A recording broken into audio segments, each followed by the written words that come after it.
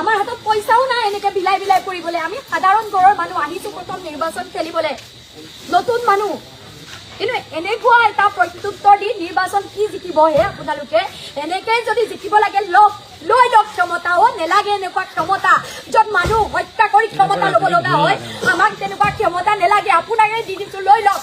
কিন্তু মানুহ হত্যা কৰি মানুহৰ মৃতদেহৰ ওপৰত ভৰি থৈ কোনো মানুহ জনসেৱক হ'ব নোৱাৰে। এনে মানুহৰ পাপ লাগিব জনতাৰ অন্তৰত।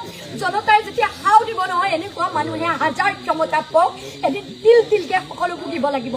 এনেকুৱা ক্ষমতা বিচাৰি জ্ঞানশ্ৰী বৰা অহা নাই, ৰাইজৰ বাবে কাম কৰিবলৈ আহিছো। এনেকুৱা ক্ষমতা আপোনালোকে ল'ব নালাগে। মানুহ কেনেকে হত্যা কৰিবলৈ মানুহ উদ্যত হৈ পৰিব পাৰে নেকি? মানে এইবোৰ নৰপিশাচ নে এইবোৰ মানুহ? আপোনালোকে কওকচোন, এনেকুৱা হ'ব লাগে নেকি মানুহৰ ৰাজনৈতিক কাৰবাৰ? আজি আমাক বাৰে বাৰে আমাৰ ল'ৰাবোৰ ওলাই যাব নোৱাৰা হৈছে অফিচটোৰ পৰা। মই নিজে ছেফটি বিচাৰি পুলিচ কণ্ট্ৰল ৰুমত ফোন কৰিবলগীয়া অৱস্থা হৈছে। তেওঁলোকে এনেকুৱা ভয় ভাবুকি সৃষ্টি কৰিছে। আমি থকা এৰিয়াটোত নন ষ্টপ গাড়ী আমাৰ পিছা কৰি থাকে, য'ত যাওঁ গাড়ী পিছা কৰে। আমাৰ অফিচটোৰ বাহিৰত গাড়ী এনেকে ঘূৰি থাকে এনি টাইম। আমি প্ৰশাসনৰ পৰা ছেফটি এণ্ড ছিকিউৰিটি পাব লাগিব ন? চাওক দেই, আমি অখিলদাৰ নিৰ্বাচনতো, কোচৰ নিৰ্বাচনতো কাম কৰিম। আজি দিনটোত আমি গম পাইছো যোৰহাটত মানুহ হত্যা হৈছে। অলপ আগতে গম পাইছো ন? আজি শিৱসাগৰত আমাৰ এই মাত্ৰ গম পাইছো বিদ্যুৎ শইকীয়া, আমাৰ কৃষক মুক্তি সংগ্ৰাম সমিতিৰ সাধাৰণ সম্পাদক বিদ্যুৎ শইকীয়াক গুৰুতৰভাৱে মাৰপিট কৰা হৈছে। শিৱসাগৰতো সেইখন নিৰ্বাচন হৈয়ে থকা নাই, শিৱসাগৰত কিবা হৈ গ'ল। এনেকুৱা নৰখাদক মানুহে যেতিয়া নিৰ্বাচনত অৱতীৰ্ণ হয়, মানুহৰ হত্যা কৰি নিজে আচলতে তৃপ্তি লাভ কৰা মানুহে যেতিয়া নিৰ্বাচনত অৱতীৰ্ণ হয়, তেতিয়া ক'ৰবাত মানুহ জীয়াই থকাৰ পৰিৱেশ নাথাকেতো। এয়া গণতন্ত্ৰৰ ৰক্ষাৰহে যুঁজ। আমি গণতন্ত্ৰ ৰক্ষাৰ যুঁজৰ নামত সম্পূৰ্ণৰূপে গণতান্ত্ৰিক ব্যৱস্থাটোক যদি ধ্বংস কৰোঁ, গণতান্ত্ৰিক প্ৰমূল্যবোধক ধ্বংস কৰি যদি আমি হত্যা কৰিব পৰা, মানুহক মাৰিব পৰা এটা পৰিৱেশলৈ লৈ যাওঁ, এয়া সন্ত্ৰাসবাদৰ পৰিৱেশ হৈছে, এনে গণতন্ত্ৰ ৰক্ষাৰ যুঁজ হৈছে? আপোনালোকে কওকচোন।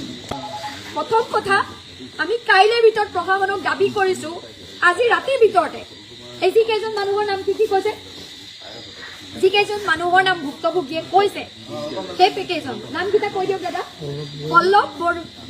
পল্লৱ গগৈ, জিন্তু ভৰালী, ৰমা বৰা, যিকেইজনৰ নাম প্ৰত্যক্ষদৰ্শী ৰাইজে কৈছে, যিকেইজনৰ নাম ভুক্তভোগীয়ে কৈছে, এই ৰাতিৰ ভিতৰতে তেওঁলোকক এৰেষ্ট কৰিব লাগিব। কাৰণ আমাৰ ঘৰত যেতিয়া আমাৰবোৰ মানুহে যেতিয়া কিবা এটা কৰে, কিছুদিনৰ আগতে যেতিয়া জলাশয় খননৰ প্ৰকল্পটোক লৈ প্ৰটেষ্ট হৈছিলে, আমাৰ দলৰ দেৱাংগসকলক গগৈ ঘৰলৈ মাজনিশা পুলিচ আহি ঘৰত উপদ্ৰৱ কৰিছিলে। মাজনিশা গৈ মানুহজন নথকা অৱস্থাত ঘৰত ৰাইজক ভয় ভাবুকি দিয়া হৈছিলে, ভয় খাইছিলে মানুহে। মই নিজে নিৰ্বাচনী কেণ্ডিডেট, মোৰ হাঁহ চৰাৰ ঘৰটোৰ পৰা ইয়ালৈকে আহিবলৈ ভয় লাগিছে, কিজানি বাটতে কোনোবাই আক্ৰমণ কৰে। কিন্তু আমাৰ সমৰ্থকক যদি আধামৰা কৰে, আমিতো ওলাই আহিব লাগিব ন? বাটত আমাক কোনোবাই যদি গুলিয়াইও মাৰে, তেতিয়াও মোৰ বাবে যদি কোনোবাই কষ্ট কৰিছে, মোৰ বাবে যদি মোক ভাল পাই কোনোবা ৰাইজ ওলাই আহিছে, সেই ৰাইজক যদি কেৱল মোক সমৰ্থন কৰাৰ বাবে হস্পিটেল গৈ থকা অৱস্থাত যদি তেওঁক এনেদৰে মাৰিবলৈ, সম্পূৰ্ণৰূপে হত্যা কৰিবলৈ ষড়যন্ত্ৰ কৰা হৈছে, মই মোৰ বুকুত গুলি পাতি হ'লেও, বুকুত গুলি মাৰিলেও মই ওলাই আহিম। কিন্তু আমাৰ প্ৰটেকশ্যনৰ দায়িত্ব কোনে ল'ব লাগিব? প্ৰশাসনে ল'ব লাগিব ন? কাইলৈ দিনটো নিৰ্বাচন। আজি এই মুহূৰ্তত ফোনটো ৰিচিভ কৰিবলৈ চিন্তা হৈ গৈছে যে আৰু ক'ৰবাত এনেকুৱা খবৰ আহিব নেকি, আৰু ক'ৰবাত এনেকুৱা কিবা হ'ব নেকি? কওকচোন, এয়া নিৰ্বাচন হৈ আছে নেকি? প্ৰতিটো সমষ্টিয়ে আজি যোৰহাটত হত্যা, শিৱসাগৰতো কি হৈ আছে, ৰাতিপুৱালৈকে কি হৈ যায়, কোন জীয়াই থাকিব, কোন মৰিব, এনে এটা পৰিৱেশ সৃষ্টি হৈছে। মোৰ ইয়াতো এনে এটা পৰিৱেশ সৃষ্টি হৈছে। এইবোৰ যদি মানুহে সঁচা অৰ্থত ৰাইজৰ বাবে কাম কৰে, তেতিয়াহ'লে মানুহে নিৰ্বাচনৰ আগত এনে পৰিৱেশ সৃষ্টি কৰাৰ প্ৰয়োজন থাকে নেকি? ৰাইজৰ আগত 5 বছৰ কাম কৰক, কাম কৰি নিৰ্বাচনৰ আগত ৰাইজে নিজে ভোট দিব ন? আজি শিৱসাগৰত সুকলমুৰীৰ নিচিনা মানুহ, যাৰ বিষয়ে ৰাইজে জানে, যিজনৰ বিষয়ে শিৱসাগৰ ৰাইজে হাওৰা বিধানসভা সমষ্টি এতিয়া বিকিমো ৰাইজে বহুদিনৰ পৰা জানে, তেনে মানুহক বিজেপি দলে টিকেট দিছে। টিকেট দিয়াৰ পাছত কেনে সন্ত্ৰাসবাদৰ পৰিৱেশ সৃষ্টি হ'ব সেইটো কি নাজানে কোনো? কি বুলি ক'ম এতিয়া মই? আমি প্ৰশাসনৰ পৰা প্ৰতিজন দলীয় কৰ্মী, প্ৰতিগৰাকী ৰাইজৰ নিৰাপত্তা বিচাৰিছো। আমি আজি ৰাতিৰ ভিতৰতে প্ৰশাসনৰ ওচৰত দাবী কৰিছো, এই তিনিজন মানুহ, যি তিনিজনৰ নাম ভুক্তভোগীয়ে কৈছে, যি তিনিজনৰ নাম প্ৰত্যক্ষদৰ্শীয়ে কৈছে, তেওঁলোকক এৰেষ্ট কৰিব লাগিব আৰু লগতে ৰূপজ্যোতি কুৰ্মী ডাঙৰীয়া উত্তৰ দিব লাগিব।